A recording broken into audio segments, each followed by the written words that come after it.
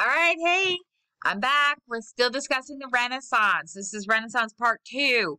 All right, we left off discussing the remnants of feudalism, and now moving on to the fact that actually women were not typically tortured and burned at the stake during the Renaissance for unconventional views as they were during the Middle Ages. But we did have an example of Anne Askew during the Renaissance being both tortured and burned at the stake. So it did still happen, even though it was unusual. Anyway, the Renaissance women were still encouraged to submit to the man, remain uneducated, and be relegated to household tasks alone. So that dichotomy was still there.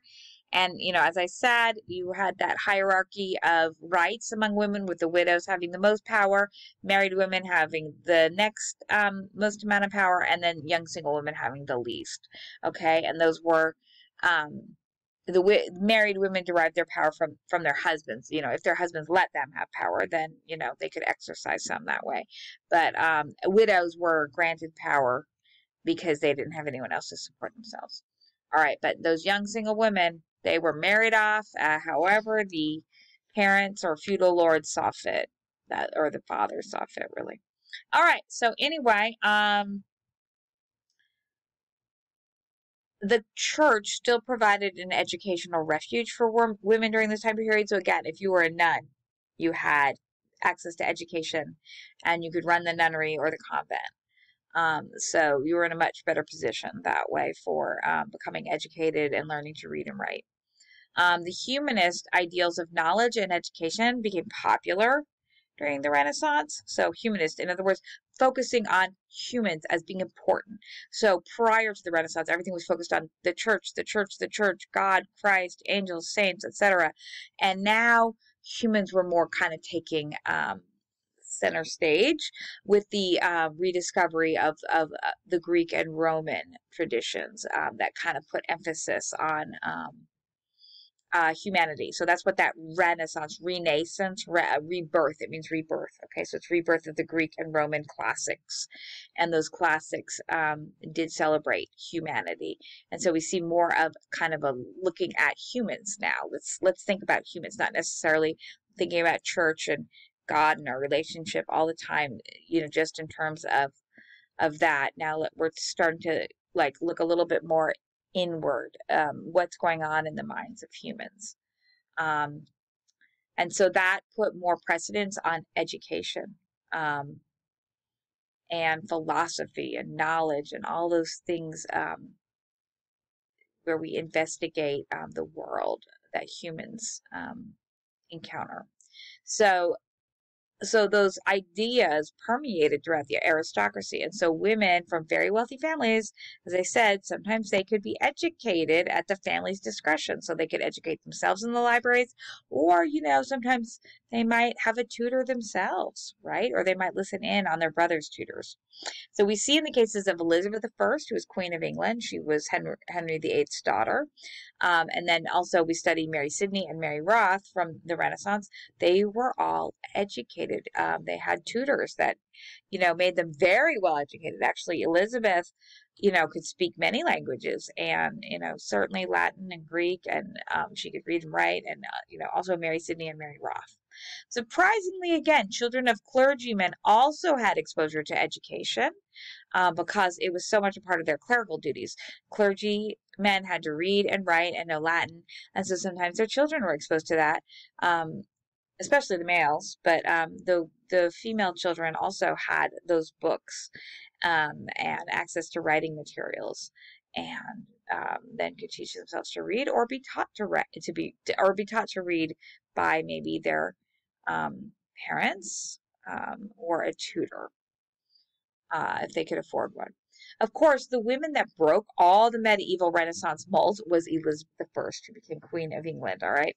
Her sister was first queen, though. Mary I, she was the very first female queen of England, and after her became Elizabeth I.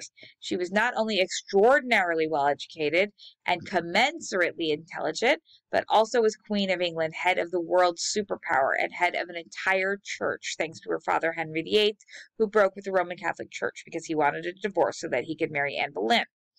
he didn't get that divorce, but instead he just beheaded her. He trumped up some charges and had her beheaded, rather than wrangle with, oh dear, what do I do now that I'm head of my church? Do I actually grant myself a divorce or not? No, I know. I'll make up some charges and behead my wife. So then I can marry Jane Seymour. And maybe Jane Seymour will give me a male heir. And actually, Jane Seymour did give him a male heir. So he did not have Jane Seymour beheaded, and he did not divorce Jane Seymour. Instead, Jane Seymour died of natural causes, but she did produce the male heir. And Anne Boleyn, though, she was beheaded to make way for Jane Seymour. Anne Boleyn was the actual mother of Elizabeth, who people regard the greatest ruler of England ever. She defeated the Spanish Armada in 1588, and that basically took this incredible rival of England, Spain, that had been their incredible rival, took them off the playing field. And that also helped England gain dominance in the colonies, because Spain was like their main challenger for colonizing over in the New World. And after Elizabeth I, as head of England, defeated the Spanish Armada, Spain's power kind of started waning, as a colonizer and as a force so much in Europe. So, yeah, Elizabeth is regarded probably as the most powerful and most accomplished monarch of England. So it's kind of interesting. The heir that he actually murdered his wife for was the one who ended up being the most powerful. Who would have seen that, right? It's a time period. Certainly not Henry VIII. Anyway, the Pope, highly proactive, Henry decided that he would form his own church because he could not get the divorce from, he got the divorce from Catherine of Aragon, but the Pope wouldn't give him another one for Anne Boleyn. So anyway, the English monarch would become the head of the church and so grant his own divorce, but he didn't divorce her. As we said, he beheaded Anne Boleyn. Elizabeth I's shrewd politicking thus led to a consolidation in religious powers, governing powers, nationalist powers, and even language. Devoted to letters and writing, Elizabeth's patronage reopened the stage and cultivated writers all over England. Her example of education and power also paved the way for contemporary and forthcoming female Illuminati. Illuminati is just a famous way of saying, really smart, well-educated women. And it's Illuminati spelled with the A-E, which is the Latin form of a plural for women. All right, that wraps up our discussion of the Renaissance. And next, we're going to delve into writers, female writers from the Renaissance. So I will start a new video for that and meet you over there. Okay. This was fun, discussing the Old Ages, the Middle Ages, and the Renaissance, and the roles of women and the rights of women during those times. Alrighty, see you later.